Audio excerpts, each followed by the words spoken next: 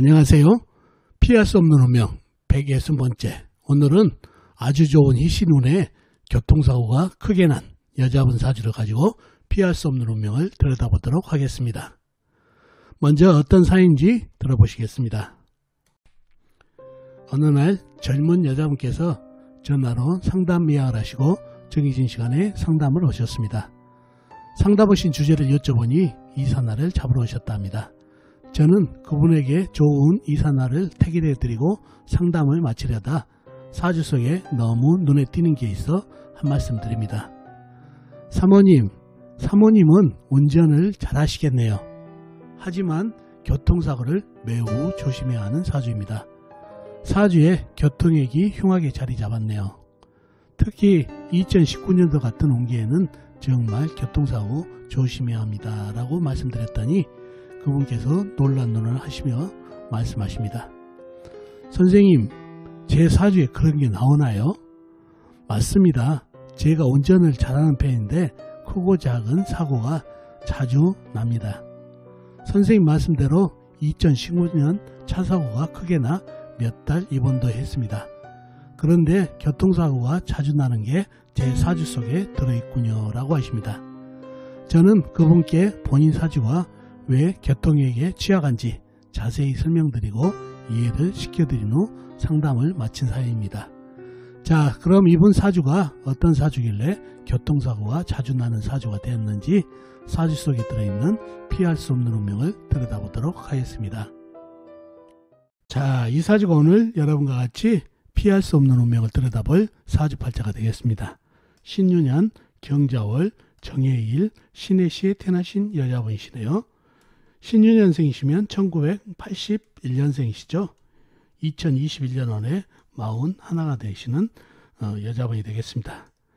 자, 이분이 상담 오셔가지고 이사 날짜를 잡아드렸는데 이 사주 속에서 나타난 뚜렷한 게 있어 한 말씀 드렸다는 얘기죠. 교통액을 매우 조심해야 될 사주라고. 자, 사주에 어떤 것을 보고 그러한 통변을 했는지 사주 형국을 파악해 봐야겠죠. 사주 형국을 파악하기 위해서 오행의 분포부터 알아보겠습니다. 먼저 일간이 내편부터 알아볼까요? 일간의 내편의 오행 세력이 강하면 사주가 강해지고 반대로 상대편 일간의 힘을 빼는 오행 세력이 강하면 사주가 약해진다는 얘기죠. 자, 일간이 정화 작은 촛불로 태어났네요. 불의 내편은 비겁이 같은 불이나 불을 생해주는 땔감인 나무가 내편이 되겠습니다. 자, 먼저 비겁인 불부터 찾아볼까요? 불은 사주팔자에 나와 있는 건 없고 지장간에도 없습니다. 비겁이 한 오행도 없는 그런 사주팔자가 되겠습니다. 다음에 불을 생해주는 땔감인 나무를 찾아볼까요? 나무 역시 사주팔자에 나와 있는 건 없고 지장간에만 있습니다. 일지, 해수안의 간목, 큰 나무, 시지, 해수안의 간목, 큰 나무가 암장되어 있네요. 자, 그러면 내편은 지장간에만 있고 나와 있는 것은 전혀 없는 사주팔자가 되겠습니다. 이러면 사주가 매우 약해질 가능성이 있는 사주팔자가 되겠죠. 상대편도 한번 찾아봐야 되겠죠. 뭔가요? 일간의 힘을 빼는 오행. 식상, 일간이 생함이 승입받고, 재성, 일간이 극함이 승입받고, 관성, 일간이 나를 극하니까 일간이 힘이 약해지는 이 세 가지가 상대편 오행이 되겠습니다. 자, 식상은 뭔가요? 불이 생해주는 오행이니까 흙, 재성은 쇠, 관성은 물이 되겠습니다. 먼저 식상인 흙부터 찾아볼까요? 흙은 사주팔자에 나와 있는 건 없고 지장간에만 있습니다. 일지, 해수안의 무토, 시지, 해수안의 무토가 암장되어 있네요. 다음에 재성인 쇠를 찾아볼까요? 쇠는 연간에 신금, 연지에 유금, 작은 쇠가 있습니다. 그리고 월간의 경금, 큰 쇠, 시간의 신금, 작은 쇠가 있습니다. 그리고 다른 데는 없고 지장간에 없고요. 다음에 관성인 물을 찾아볼까요? 물은 월지의 자수, 작은 물, 일지의 해수, 시지의 해수, 큰 물, 호수같이 큰 물이 있습니다. 그리고 다른 데는 없고 지장간에 없고요. 자, 그러면 사주팔자가 나와 있는 거는 전부 상대편이네요. 신금, 유금, 작은 쇠, 경금, 신금, 큰 쇠, 그리고 자수, 작은 물, 그 다음에 해수에서 큰 물까지. 자, 내편이라고는 해수도 안에 간목뿐이네요. 자, 이러면은 최악사주가 됐는데 이 사주가 해수안의 간목, 이 물에 젖은 나무에다가 큰 나무 작은 불에다 던져주면 목다하시게 되죠. 이 나무를 믿고 이 사주가 전격으로 버티고 있을까요? 아니죠. 최악사주로 남느니 차라리 세력을 따라가는 정세를 가는 게 좋겠죠. 이 간목은 나한테 먹생화도 안 되고 젖은 나무라 또 큰 나무라 먹생화가 안 되는 이 나무를 믿고 전격으로 남을 일이 없어서 최악사주로 남을 일이 없어서 종세격을 갑니다. 자, 어떤 오행으로 종세가 됐죠? 사주에 가장 강한 오행이 뭔가요? 쇠기운도 제법 많죠. 작은 쇠, 큰 쇠까지 해가지고 물기운도 강하고 그래서 쇠기운은 많지만은 금생수를 해가지고 모든 오행의 기운이 전부 물기운으로 가는 그런 사주팔자에서 이 사주팔자는 종세격 중에서 물을 따라가는 종살격이 되는 사주가 되겠습니다. 자, 종살격이 되는 사주고 그러면 희신은 뭐가 되나요? 자, 사주에 쇠기운과 물기운이 있기 때문에 운에서 흑이와도 괜찮죠. 흑이 오면 토생금, 금생수로 이어지기 때문에 괜찮고 그 다음에 쇠기운이 와도 괜찮죠. 쇠기운이 오면 금생수로 하기 때문에 살기운인 물기운을 생해 주기니까 괜찮고 그 다음에 운에서 물기운이 와도 괜찮은 그런 사주가 되겠습니다. 그래서 희신, 운에서 오면 좋은 게 흑, 쇠, 물 세 가지 좋은 운기가 되겠습니다. 나무하고 불이 오면은 좋지가 않겠죠. 그런 사주팔자가 됐네요. 자, 사주팔자에 흑기운이 있었으면 불이 와도 괜찮죠. 화생토를 해주니까. 그런데 흑이 없기 때문에 불이 오게 되면 화극금, 그 다음에 수국화가 돼서 전쟁이 나서 좋지가 않습니다. 그래서 흑과 쇠, 물이 좋은 희신이 되겠습니다. 자, 종살격, 종세격이라고도 그러죠. 종세격에는 종합격도 있고, 그죠?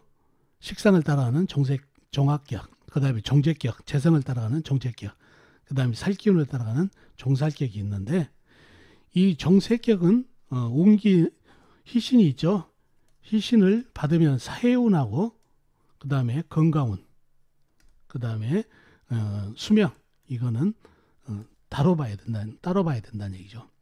자, 이 사주팔자 같은 경우는 운에서 예를 들어서 쇠기운이나 물기운, 흑기운이 오면은 사회운은 괜찮다는 얘기죠. 쉽게 해서 회사에서 승진을 하겠습니까? 또 아니면은 제가 아파트가 하나 있는데 언제 팔리겠습니다 했을 때 이 희신운에 팔린다는 얘기죠.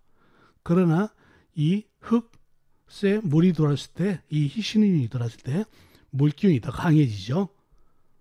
흑이 돌았을 때는 토생금, 금생수로 이어져서 물기운이 강해지고 쇠기운도 마찬가지 금생수 하니까 물이 많아지고 물기운이 돌았을 때도 물이 많아지니까 건강은 어떤가요? 사주에 약한 불기운을 더 소멸시켜 버리니까 특히 이 사주 같은 경우는 심혈관 질환, 불이 소멸하기 때문에 심혈관 질환에 조심해야 되는데 이런 운이 오게 되면은 물기운을 더 키워줘서 불을 소멸시켜 주기 때문에 이 사주에서는 건강운은 안 좋다는 얘기죠. 사회운은 좋을지 몰라도. 그래서 이런 종세격은 건강, 그렇죠? 수명, 그 다음에 사고수 있죠. 사고수는 이 희신운에 좋지가 않습니다. 그래서 제가 오늘 이 사주를 가져온 이유는 종세격은 희신운이라고 해서 무조건 다 좋다. 사회운도 좋고 건강운도 좋고 수명운도 좋고 사고운도 좋다 해서 모두 다 좋게 생각하면 안 된다는 얘기죠. 종세격은 이런 사회운과 그 다음에 건강, 수명, 그 다음에 사고수, 기타, 배우자 뭐 이런 거를 잘 살펴야 된다는 얘기죠. 운기를. 자, 이 사주에서 제가 사고수가 많은 사주입니다 라고 말씀드린 이유가 뭘까요? 사주에 물기운이 희신은 희신이지만은 영신도 되고 희신도 되겠지만은 이 운이 왔을 때는 상당히 안 좋다는 얘기예요. 해수가 역마로 잡혀 있죠. 그러니 역마살이 흉하게 사고수가 흉하게 잡혀 있다는 얘기죠. 그래서 이 사주에 영신이 해수라고 그래가지고 영신이가 좋다가 아니라 건강, 수명, 사고수에는 이게 살이 좋지 않다는 거 꼭 기억해 두시면 좋겠습니다. 그래서 이런 운기 희신운에 들어왔을 때 모두 좋다고 생각하시면 절대 안 되시고요.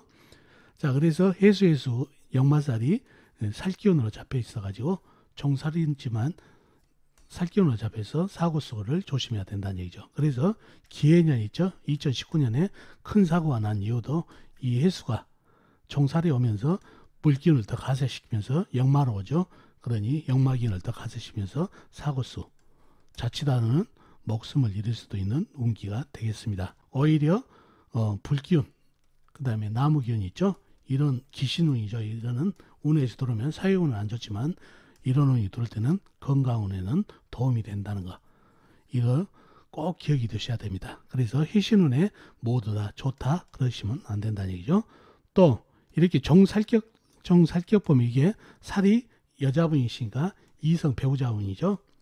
이성 배우자가 원래 정살하면은 이성 배우자운이 좋다는데 좋은 이유가 이 남자한테 꼼짝을 못 한다는 얘기예요. 무조건 마치는 종사를 남편에게 종사를 해야 되니까 안 입겁더라도 아첨을 하면서 살아가야 되기 때문에 그러기 때문에 파탄이 없이 조용히 지나가지 만약에 어떠한 사단이 벌어지면 이 강한 물이 배우자죠. 배우자에게 한 방에 꺼질 수가 있기 때문에 고분고분할 수밖에 없다는 얘기예요.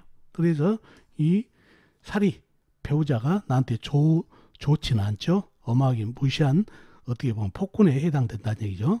그런 배우자라 배우자운이 좋다는 것은 단지 어떤 이 일간이 내가 남편에게 종사를 하면서 모든 걸 마치기 때문에 무난하다는 얘기지 배우자가 좋은 배우자라는 것은 아니다는 얘기죠.